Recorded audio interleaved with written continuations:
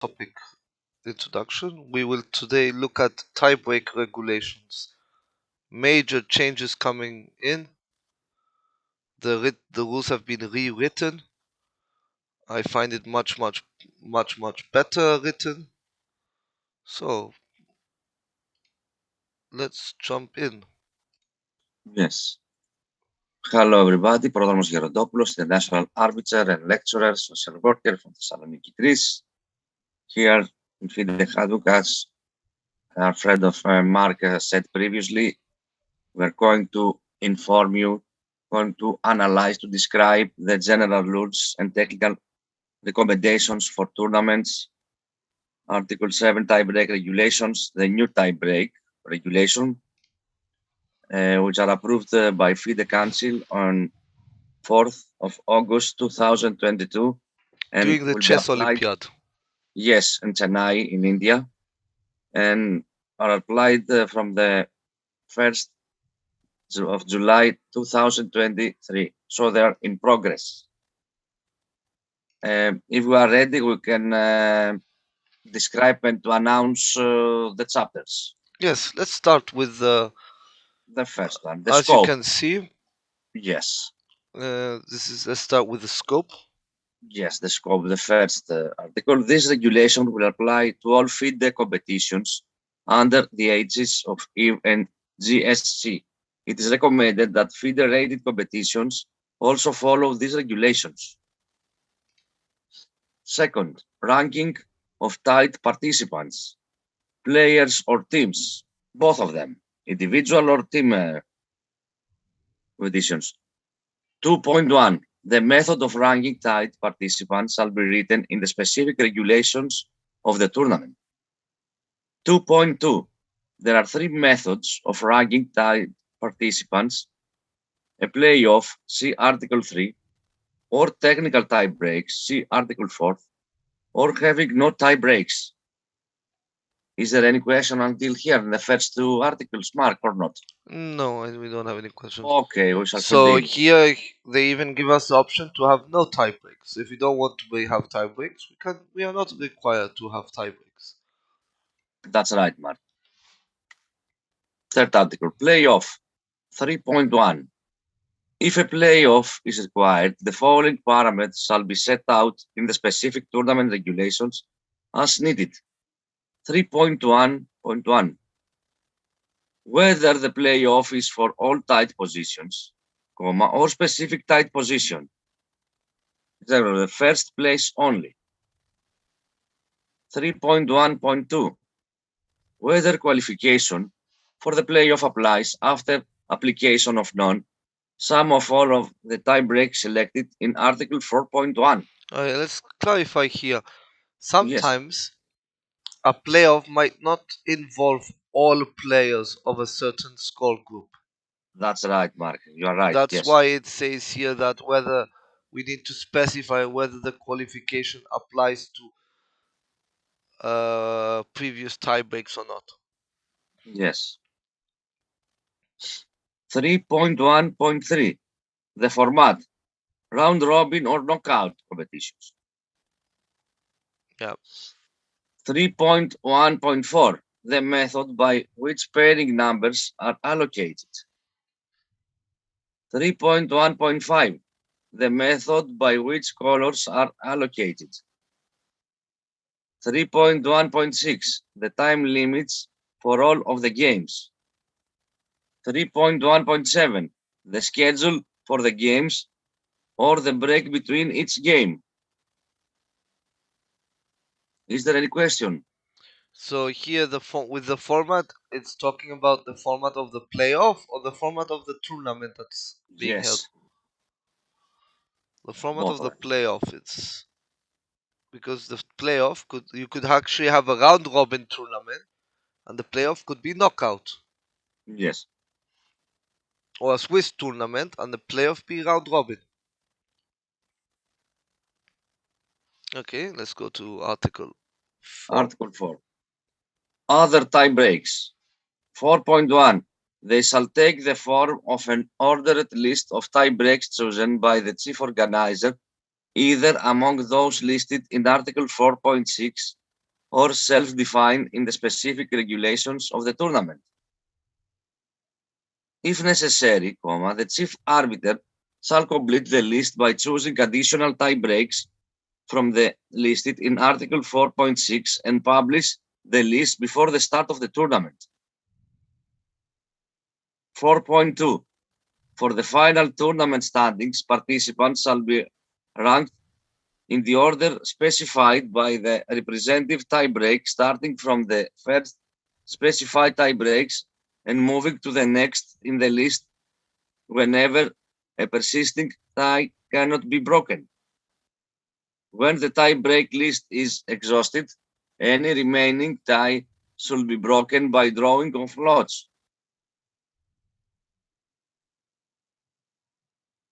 4.3. These tie breaks compute an evaluation which may be based on Type A subject of the games by the tied participants. Tie breaks of this type may appear multiplied times in the tie break list. Type B, participants' own results, so their value can be computed or predicted by the involved participants before or during their own games. Type C, opponents' final results, so they can be computed only at the end of the round or tournament. Type D, opponents' prior known data, e.g. ratings, but also results of previous rounds, so their values can be computed after the pairings are published, before the games are played, or some combination of all the above. 4.4. If two participants played each other more than once, then each game or match will be treated as a separate encounter. Consequently, the data of the opponents' injury rating scores are used on as many occasions as the two participants played each other, in sums and averages. 4.5. In order for tie breaks based on players' rating to be used, either the tournament-specific regulation shall detail how unrated players will be handled, or the chief arbiter should inform the players before the start of the tournament. Until now, is there any question mark from the audience? No. It's something that we want to discuss, something it's not No, I understandable. think not yet. I think we will look at it when we get to the different types of tie breaks. So, Yes. we'll continue with type A. So type A is where we're using the participants' records between themselves. So we're talking about if we have 2-3 participants, using type A would be what have they done among themselves. So there's only one tie break called direct encounter. Yes. This is I think this is one of the most popular tie breaks because uh, this helps with what happens between them. Like if I want the other player, I should be ahead of him. If all the tied participants have met each other, the percentage score from these encounters is used to produce separate standings. The participant with the highest percentage score is ranked first among the tied participants, and the furthers follow according to the separate standings. Forfeited games are not included unless the regulations specify otherwise. But in a Swiss tournament, this only counts if all players who have tied are together, or if one of them is bound to be number one regardless of the missing games.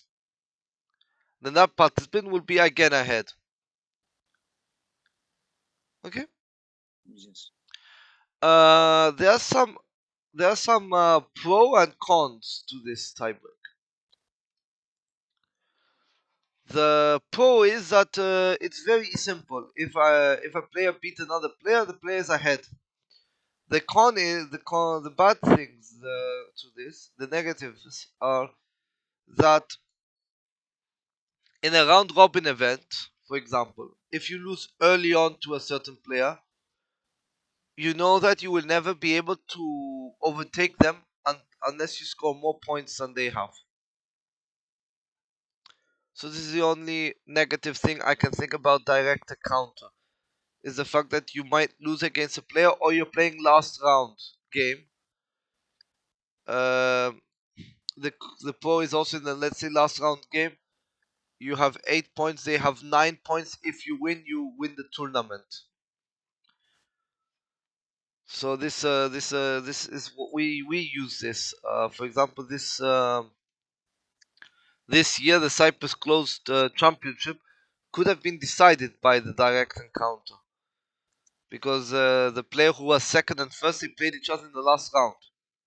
Had the player who came second won, he would have come first. So yeah, that was a type A. Let's go to type B. Now type B is, again, we use our own information. What have you done by yourself as a player, each player individually. This is good, as it was as noticed in Article 4.3. It says this can be valued during or before during their own games. So basically, you know the result of the tiebreak while you are playing and you are affecting it. So, for example, number of wins. How many Yes. wins have you made? Is the result. So the more games you've won, the higher it goes. So this is a number of rounds where a participant obtains, with or without playing, as many points as awarded for a win. Then we have number of games won. This is actually without forfeits. The previous one is with forfeits. Number of games won is without forfeits. Then we have number of games played with black. How many times did you play with black? How many times you played with white? Progressive score. With a progressive score, it depends on how your participant scores each round. This is what it counts. Games on elected to play. So this is how, depending on the points, the number of rounds reduced by the number of half point buys, 0 point buys, or forfeit losses that the participant had in the tournament. So how many games did you actually play from your points? So all the buys are removed. All the 0 point and half point buys. So like buys that you did not elect to play, which means you decided not to play, not games that were affected because your opponent or you got a full point buy. That was the type B, where we use each participant's own records. Let's go to the type C. Type C, we are looking at our opponent's results. What have our opponents done? What are they doing? And here comes to Buchholz. We have Buchholz system and the average of opponents' Buchholz. So this is even more like our Buchholz is what are the points of our opponents? How much points did each opponent get? Now, if you go to average of opponents' Buchholz, it's even more complicated. What is the Buchholz of our opponents? Not our own Buchholz. What is the Buchholz of our opponents? So here we cannot calculate this until the round is actually finished. So this is very hard to calculate during a round. Then we have type D, where we use data that is known before the tournament. For example, average rating of opponents. What is the rating of the opponents? How strong were the opponents of each player? The bad thing about this is that the higher rated you are, the more this disadvantages you. Because you are the highest rated player, which means your average rating of opponents will be usually lower than somebody who is lower rated than you. Tournament performance rating. Again, because it's rating based, what it does is it computes the average rating of opponents plus your percentage, and then it tells you what's your actual performance. So resulting from the conversion of the fractional score into RD, corresponding converging table in the FIDE rating regulations. So you have to check the FIDE rating regulations to see the actual table on how this works. Then, perfect tournament performance. This is the lowest rating that a participant should have in order to receive a rating variation of 0 after meeting all the opponents faced during the tournament while obtaining the same results. I've never seen this in practice. I've never seen this in practice. Okay. Yes. For Buchholz score computed as if all paired games for the upcoming round ended in draws. Okay, this is a kind of Buchholz, but where we believe that the upcoming round always ends in draws, as it says. So here we are looking at prior known data. So these tie breaks are known before the game actually finishes. So tie breaks using combinations of data. The Sonnenborn-Berger, it combines our results with the results of our opponents. It is computed by adding for each round a value given by multiplying the current final score of the opponents by the points scored against them. Goya system. The number of points achieved against all participants who have scored at least 50%. So, what was my score against players who scored more than 50%? Average tournament performance rating of opponents. So again, here we're looking at, yes, the rating performance, the rating of average performance rating. So again, rating is something we know from before, but here we're looking at the average performance of all of our opponents. So again, what have the opponents done? And then average perfect performance of opponents. Okay. And yeah, and then Marcus will go through with Yes. further tie-break system, which is mainly for teams. Is there any question until now? No questions. Okay. Well, the question is only what is the difference between perfect tournament performance and average tournament performance? Yes.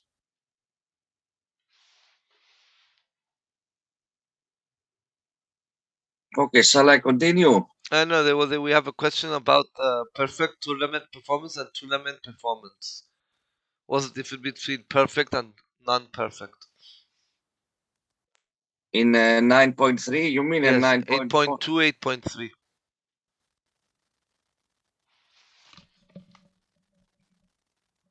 Yes. The actually computed added to a row number called rating difference. So here I think the difference is here they do the 400 cut in the tournament Yes. performance, and in the perfect tournament performance there is no 400 cut. Yes, it has to do with the number. Yes, this is the case.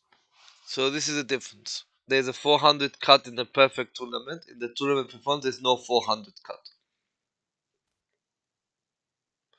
Which means if I beat a player that is much higher rated, it's plus 800, for example. Okay, let's go to Up team 10. tiebreaks. Yes. 10.1 team tie breaks. 10.1 in team tournament, each match between two teams may report two type of scores. 10.1.1 match points. Points assigned to a team win, team draw, and team loss. 10.1.2 game points. Sum of individual points that each player of the team scores. Yes, here to say if the team tournament is using match points as standings, you cannot use match points. You use game points. Yes. Or if you use game points, then you can use match points as a tiebreak. Yeah. Let's continue to the knockouts. Team Yes, knockouts. Article 11. Yes. Tie breaks specific for team knockouts. Even though these tie breaks may be used in team competition, see Article 12, and are described as such, they are specific for team knockouts when both teams have the same number of points. Just for these tie breaks, individual forfeit wins or losses are considered as standard wins or losses. If the team received a pairing allocated by the game points considered for each board are the same as those assigned to a standard win. Very important, yes. Yes. Board count. It is computed by adding for each board a value given by multiplying the number of game points scored on that board. Regardless of who was playing on, it's the number of the board, it's one of the first board, two, or for second board. The lower the total, the higher the ranking. 11.2. Top board results. This is the number of game points achieved on the first board in all games played by the team in the tournament, regardless of who was playing on that board. If the results on the top board are not decisive, reapply this tie break to the topmost board, not yet counted. Continue reapplying this tie break in the same way until the tie is broken. 11.3. Bottom board elimination. This is the number of the game points achieved on all boards except for the bottom board in all games played by the team in the tournament, regardless of who was playing on those boards. If excluding the bottom board is not decisive, reapply this tie break to the bottommost board not yet excluded. Continue reapplying this tie break in the same way until the tie is broken. Yes, we remove the bottom board until we have a Yes. tiebreaker. 12. Tie break specific for the team competitions. All tie breaks described in Articles 5 to 9 or some variation of them may be also applied for teams using teams MP or GP as the primary score for the team. We have a question. What is MP and what is GP? As we see,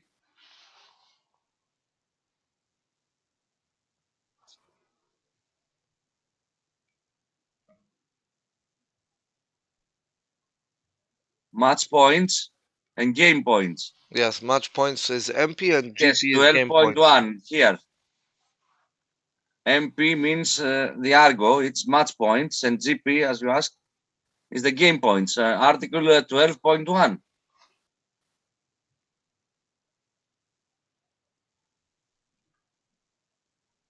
Yeah, well, and then we go to extended Sonneborn-Berger for teams. Yes. Combining MP and the match point and game points for combinations, of Sonneborn-Berger tie breaks are available. Any of them or any combinations of them can be used. Each extended Sonneborn-Berger tie break is computed adding for each opponent a value given by the product of two elements. The total number of match points or game points currently achieved by the opponent or at the end of the tournament. The number of match points or game points scored against that opponent. The four possibilities are 12.2.1. Total match points of opponent. Yes, match Sonneborn-Berger. Yes, these are the Argo. Total match points opponent. Match points scored. It's something that it's multiplied. Okay. 12.2.2 match game points on Bornberger, total match points opponent multiplied with game points scored. 12.2.3, as you see, extended game match point Sonnenborg-Berger, total game points opponent multiplied with match points scored. 12.2.4, just the same as previously, total game points opponent multiplied with game points scored. See Article 14 for unplayed round management. Yeah, we'll go to Article 14 in a bit. Is there any question? Not yet, no. Not yet. Okay. Shall we continue with the article 12.3? Yeah. Yes. Extended direct encounter for teams. This is the EDE. Extended direct encounter, as you see previously. 12.3.1. When only two teams are tied, if they played each other, apply the direct encounter rule, Article 5.1. The rules of a competition must specify whether after that the tie-break specific for team knockouts apply, Article 11, and if so, there is at least one or more of the tie breaks. 12.3.2, when more than two teams are tied, apply the direct encounter rule, Article 5.1, first using the primary score, match points or game points, excuse me, then if all the teams are still tied, use the secondary score. Yeah. 12.3.3. When more than two teams are tied, apply the direct encounter rule, Article 5.1, first using the primary score, match point or game points. Then, if all the teams are still tied, use the secondary score. 12.3.3, anytime a new subject or tied teams is determined, restart with a new subject from 12.3.1. Perfect.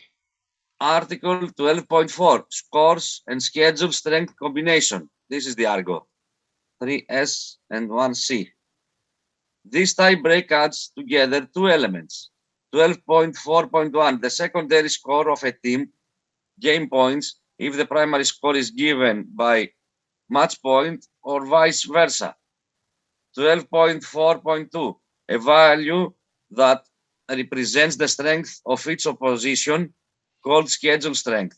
This value is the result of a division between A, dividend Buchholz of the team based on the primary score. Note, if the tie-break value must be known before playing, use 4 Buchholz. B, divisor or normalizing factor given by the highest achievable primary score divided by the highest secondary score achievable in a single game, rounded to the nearest integer towards 0, or by a different value if stated by the rules of the competition.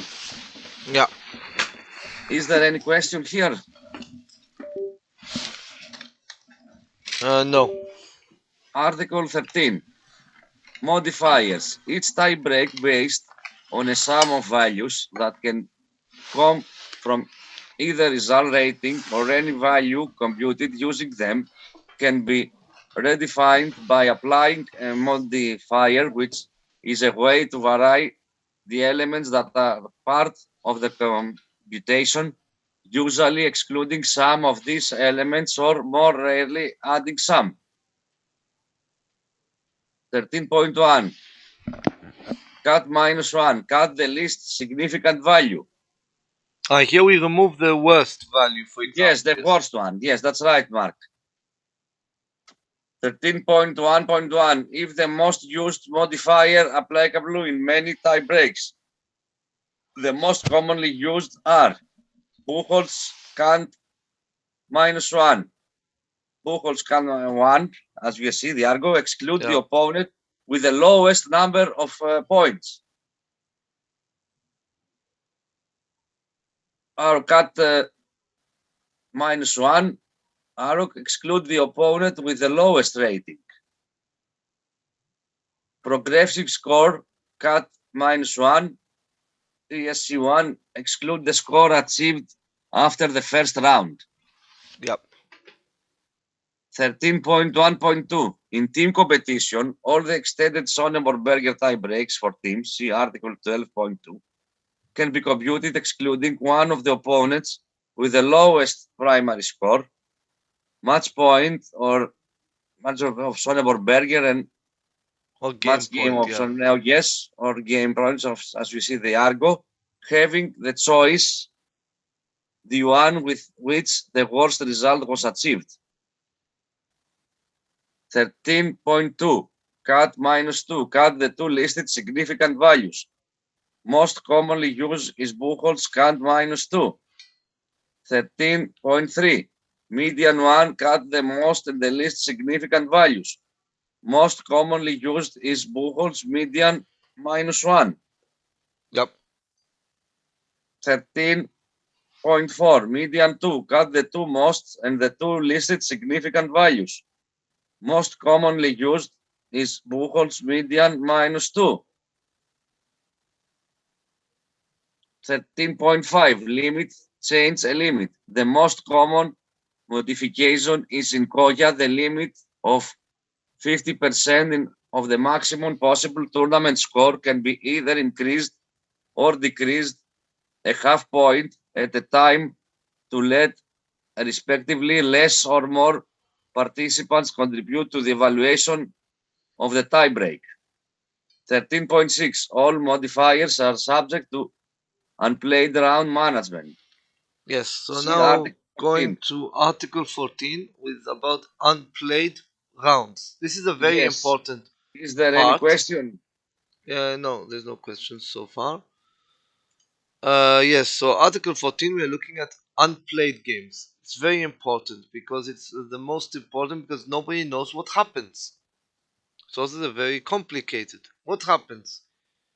So, what is an unplayed round? An unplayed round is any round in which a participant, paired or not, did not play a game in an individual tournament or a match in a team tournament. Requested by. It's a half point buy or a 0 point buy, which a player has requested or withdraws. Available to play round. Any round in which a participant played the game or ended up without a game due to a pairing allocated by, the opponent did not arrive to play, or unforeseen circumstance that resulted in the award of a full point buy. In round robin tournaments, forfeited games, the only possible unplayed rounds, are treated as regular games. Very important. So in round robin, we treat forfeit as if they were actually played. In individual or team Swiss tournaments, tiebreak directly or indirectly are based on opponent's results, mainly type C, can be affected by the following categories of unplayed rounds: pairing allocated buys, forfeit wins or full point buys, requested buys that are followed by at least one available to play round, forfeit losses that are followed by at least one available to play round, requested buys that are not followed by any available to play round, or forfeit losses that are not followed by any available to play rounds. When a participant has unplayed game rounds for the sole purpose of computing the tiebreak of the opponents, the participant's score is adjusted in the following way. Unplayed rounds of categories. So here where a pairing allocated buys, forward wins or full point buys, requested buys that are followed by at least one available to play round, and forfeit losses are evaluated with the result corresponding to the awarded number of points or for teams match points and game points. So here it's actually counting the what you scored. Okay? But unplayed rounds of categories 14.3 and 14.3.4 and 5 are evaluated as draws. So if the player did not continue the tournament, then it's only counted as draws. But if it continued, it's actually considered what the score was. To compute the participant's own tiebreak, Any of the unplayed rounds are evaluated as if there was a game played against themselves, and then with the result corresponding to the awarded number of points for the team match points and game points. When a tiebreak is modified with low cuts, i.e. cuts that eliminate the least significant value, and there are participants with unplayed rounds of categories from unplayed categories, yeah, except for pairing allocated buys, corresponding to the awarded number of points for teams. Sorry, wait a minute. These unplayed rounds are the first games to be cut. So games that are unplayed are the first ones to be removed by the mod if you're using modifiers. If there are more unplayed rounds of this kind than required low cuts, the tiebreak values coming from those unplayed rounds that contribute in the least significant way shall be cut first. The rules of the competition may specify in advance an alternative solutions to 14.4, 5, and 6.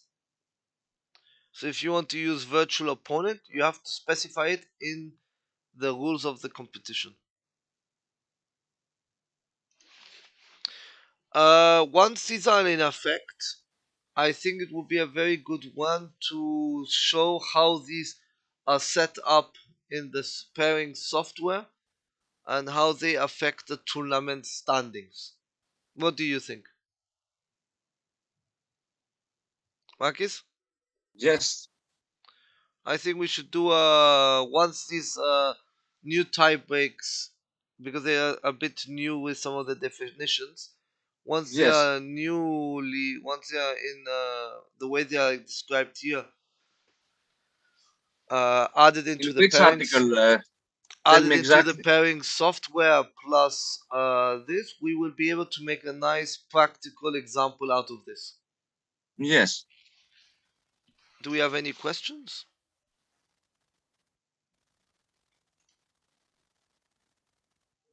No questions. So I Question. think Okay.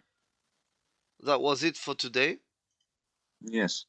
So the practical to make a switch manager Yes, tournament but with I think we have to wait a while because they do not have the necessary. They have not. I don't think they have adopted yet these changes. Yes, it will be in progress from July of 2023. Yes. So we'll do a practical one in June, July of 23. Yes, maybe we can call this episode part 1, let's say. Yeah. And part 2 will be In in the June future. 2023, yes. Yes. When this just become into effect. Yes, that's right. Okay, then see you next Wednesday at 10 p.m. 10 o'clock, Cyprus time. yes. 10 Yes, p.m. that's right. Cyprus time, Greece time. And enjoy the matches at the World Cup. Yes. See Mondial you. And games. the women's candidate tournament, which is taking place right now as well. Very important event. Hopefully you're enjoying those games as well. Have a nice evening. See you next week. See you next Wednesday. Good night, everybody. Night.